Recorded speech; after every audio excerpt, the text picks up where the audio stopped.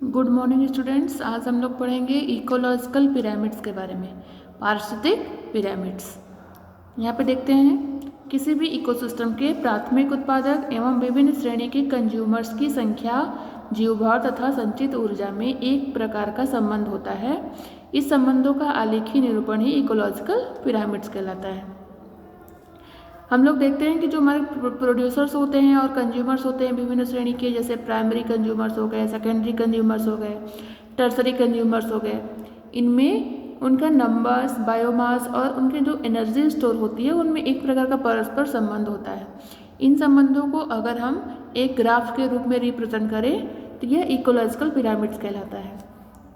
इन pyramids की परिकल्पना 1927 में इल्टन ने दी थी, इसलिए इस पिरामिड्स को इल्टोनियन पिरामिड्स भी कहा जाता है। पिरामिड्स मुख्यतः दो प्रकार के बनते हैं, एक बनता है सीधा पिरामिड्स और एक बनता है उल्टा पिरामिड। यह है सीधा पिरामिड, अपराइट पिरामिड्स, और एक होता है इन्वर्टेड पिरामिड्स जो उल्टा बनता है। ये सीधा और उल्टा पिरामिड्स जो बनते हैं वो प्रोड्यूसर्स के नंबर के अकॉर्डिंग बनते हैं। प्रोड्यूसर्स का नंबर अगर ज़्यादा है और ये ऊपर की तरफ जैसे ही ट्रॉफिक लेवल्स में आगे बढ़ रहा है तो वो कम होता जा रहा है, तो वो पिरामिड्स क्या बनता है, सीधा बनता है। अगर प्रोड्यूसर्स का नंबर, बायोमास, एनर्जी कम है तो क्या होगा, पिरामिड्स उल्टा बनेगा, क्योंकि जैसे ही ये ऊपर की तरफ जा रहा है उसका नंबर, संख्या, भार जो है वो बढ़ता जा रहा है। यहाँ पे है कि जो पिरामिड्स होते हैं वो 3 टाइप्स के होते हैं इकोलॉजिकल पिरामिड्स। एक है जीव संख्या का पिरामिड्स, दूसरा है जीव भार का पिरामिड्स और थर्ड है ऊर्जा का पिरामिड्स। तो पहले हम लोग देखते हैं जीव संख्या का पिरामिड। यहाँ पे हम लोग देखते हैं पिरामिड्स ऑफ नंबर, जीव संख्या का पिरामिड्स। जिस पिरामिड द्वारा इकोसिस्टम के प्रोड्यूसर तथा कंज्यूमर्स की संख्या के संबंध में बोध होता है उसे पिरामिड ऑफ नंबर कहते हैं। जो कंज्यूमर्स और प्रोड्यूसर्स होते हैं उनके संख्या के बारे में जब बोध होता है तो वो पिरामिड ऑफ नंबर कहलाता है। जैसे हम लोग एग्जाम्पल में यहाँ पे ग्रासलैंड इकोसिस्टम ले रहे हैं, तो ग्रासलैंड इकोसिस्टम का जो पिरामिड्स बनता है वो अपराइट पिरामिड बनता है, सीधा पिरामिड बनता है। क्यों? क्योंकि इसके अगर फूड चेन की बात करें तो इसमें कौन क्या क्या आते हैं फूड चेन में, घास आता है, और घास को कौन फीड करता है, कंज्यूम करता है, टिड्डा। टिड्डा को कौन कंज्यूम करता है, मेढक। मेढक को सांप कंज्यूम करते हैं और सांप को चील खा लेती है। तो ये ट्रॉफिक लेवल्स में जब हम लोग इसका पिरामिड्स बनाएंगे तो देखेंगे कि जो इसका प्रोड्यूसर्स है घास, वो सबसे ज़्यादा होगा, टिड्डा से ज़्यादा होगा घास, मीन्स इसमें जो प्रोड्यूसर्स का नंबर है वो इन सबसे ज़्यादा होगा कंज्यूमर से, तो उसका पिरामिड्स क्या बनेगा, सीधा बनेगा। तो बेस में इसके घास आएगा T1 में, ट्रैफिक लेवल फर्स्ट में प्रोड्यूसर्स, फिर प्राइमरी कंज्यूमर्स जो प्रोड्यूसर से अपना भोजन प्राप्त करते हैं, तो उनका नंबर, प्राइमरी कंज्यूमर्स का नंबर प्रोड्यूसर से कम है तो इसके ऊपर जाएगा, उसका नंबर क्या होगा, आगे की तरफ कम होता जा रहा है। मेढक का नंबर टिड्डे से कम होगा। सांप की भी संख्या क्या होगी, मेढक से कम होगी, और चील जो होंगे, चील की संख्या सांप से कम होगी। तो इस तरह से इसका पिरामिड्स जो बनेगा वो सीधा पिरामिड्स बनेगा।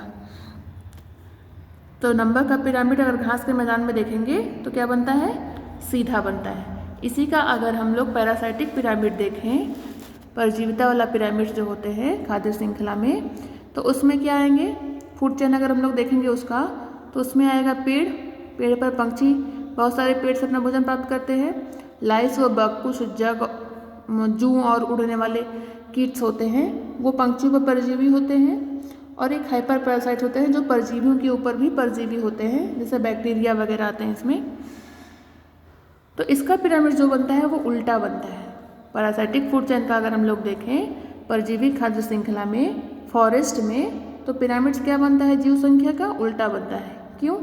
क्योंकि पेड़ का नंबर क्या है, कम है। जो प्रोड्यूसर्स हैं उसमें पेड़, उनका नंबर क्या है, कम है। एक पेड़ पे बहुत सारी चिड़िया अपना भोजन प्राप्त कर सकती है, ठीक है। तो प्रोड्यूसर का नंबर कितना हुआ, एक ही हुआ, लेकिन उस पर जो डिपेंड है कंज्यूमर्स जो है उनका नंबर क्या है, ज़्यादा है।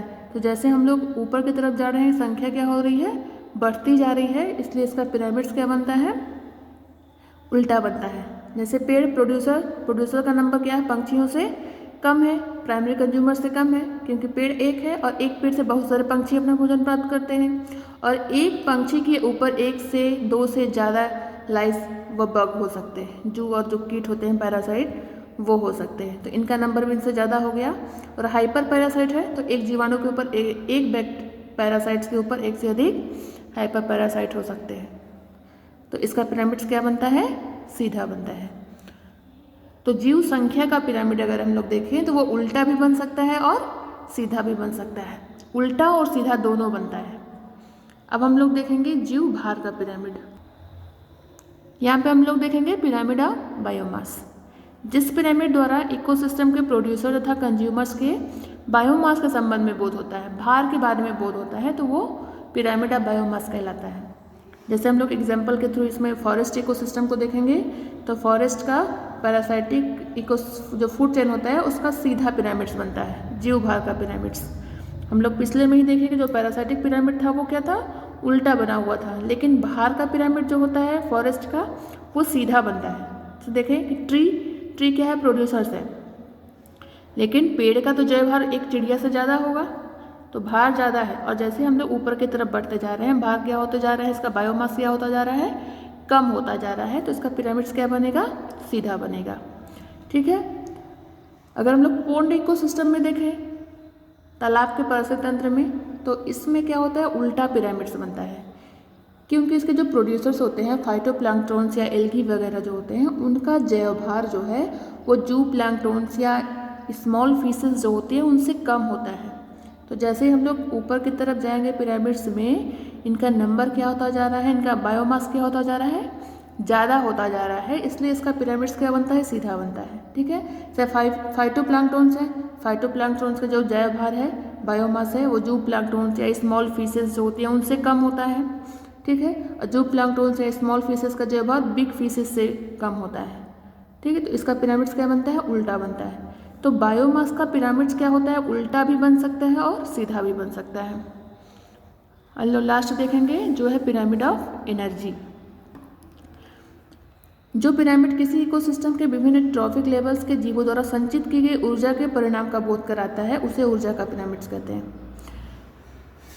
जो इकोसिस्टम के ट्रॉफिक लेवल्स होते हैं जिसमें प्रोड्यूसर्स और कंज्यूमर्स आते हैं, उनमें संचित ऊर्जा का जब बोध होता है तो हमको उसे ऊर्जा का पिरामिड्स कहते हैं।